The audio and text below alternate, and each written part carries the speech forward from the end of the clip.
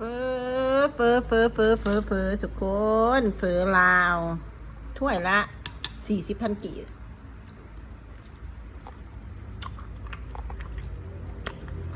40 บาท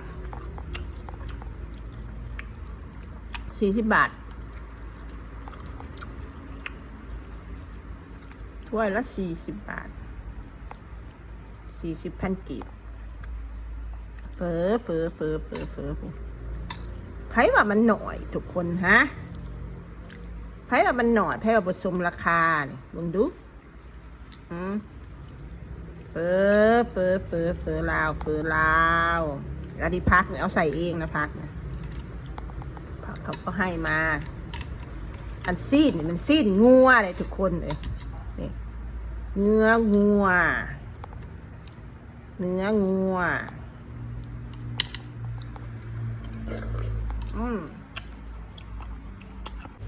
วิกฤตน้ำมันขาดแคลนคุยกับแฟนก็ต้องดับไฟ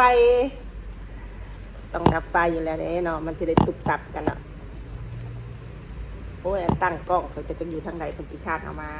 ทุกคนนี่คือปู๊ไปเห็นคลิปข่าว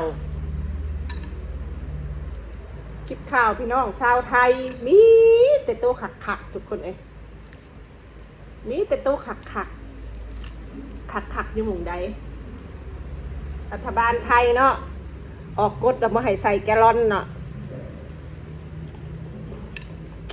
บอกให้เอาแกลลอนไปใส่น้ำมันแล้วก็ห้ามเติมแกลลอนทีนี้พวกเกี่ยวกับรถด้ามรถจกพวกชาวสวนพวกเกษตรกรพวกขับเรือก็เดือดร้อนและทีนี้เนาะบางคนก็เอาเรือไปใส่แกใส่ท้ายรถไปเอาไปใส่ บางคนก็เอารถสไลด์เอารถจกรถด้าม รถพวกรถขนของพวกรถขนของพวกรถฮุนไดถึงในโชว์รูมรถกระบะก็ใส่รถสไลด์รถลากไปปั๊มน้ำมัน โอ้สุดยอดเลยคนไทยเนี่ยสุดยอด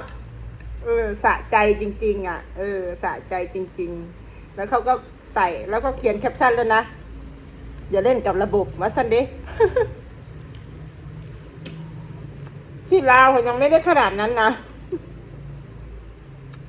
เขาห้ามเอาแกลลอนมาใส่เนาะแกลลอนเขาที่ลาวเลือกกระตุกยางเขาลาวอยู่ไทยแกลลอนอยู่ที่ลาวกระตุกน้ำกระตุกยางเอาไปใส่ที่ลาวก็ห้ามใส่คือกันห้ามใส่แต่เขาก็ไปเติมเต็มถังเอา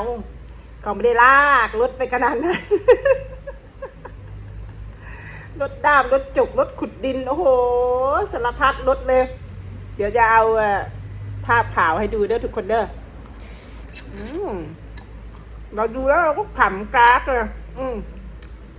เอาเป็นสีสันอันหนึ่งในโลกโซเชียลเนาะเขาก็เดือดร้อนแหละชาวสวนเนาะเพราะว่ามันต้องใช้น้ำมันไปใส่เครื่องพ่นยาฉีดแมลงอะไรเขานั่นเนาะย่างรถไถนาเดี๋ยวเขาจะขนรถไถนาเดินตามไปด้วยขึ้นรถสไลด์ไป จุดยอดจริงๆพี่น้องไทยจุดยอดจริงๆแบบว่าเอาให้สุดเอาให้สุดกับรัฐบาลเอาให้สุดกับรัฐบาลคืออยากให้รัฐบาลเห็นว่าประชาชนเขาเดือดร้อนเขาไม่ได้เอาแกลลอนไปซื้อเพื่อมากักตุนแต่เขาซื้อเพราะเขาจำเป็นต้องใช้แล้วก็สับปะเลออีกนะจะเผาศพก็ไม่มีน้ำมันจะเผาศพว่าถ้ารัฐบาลยังไม่ให้เอาแกลลอนไปใส่น้ำมันจะลากลงไปแล้วก็จะเอาแกลลอนไปด้วยเผื่อปั๊มน้ำมันจะยอมให้ใส่ว่าซันดิโอ้ยเอาใบก็ได้ เอาใบมรณะไปก็ได้ แล้วก็ให้ทางการ หรือว่าที่เราจะเรียกว่านายบ้านเนาะเซ็นให้ว่าจะเผาศพนี้จริงๆแล้วก็เอาแกลลอนไปซื้อน่าจะได้อยู่ ไม่ต้องลากลงไปก็ได้ เราก็ว่านะผมคิดของเรานะโอ้สุดยอดน่ะจะลากลงไปเชียวสับเปลือจะลากลงศพไปอ่ะคนตายไปด้วยนะไม่ใช่ลงเปล่านะว่าจะไปขอซื้อน้ำมันแล้วเขาไม่ขายให้เพราะจะเอามาเผาศพ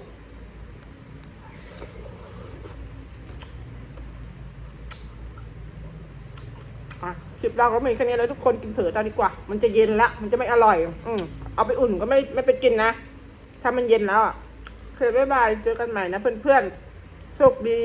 สงครามเราอาจจะได้เจอกันอีก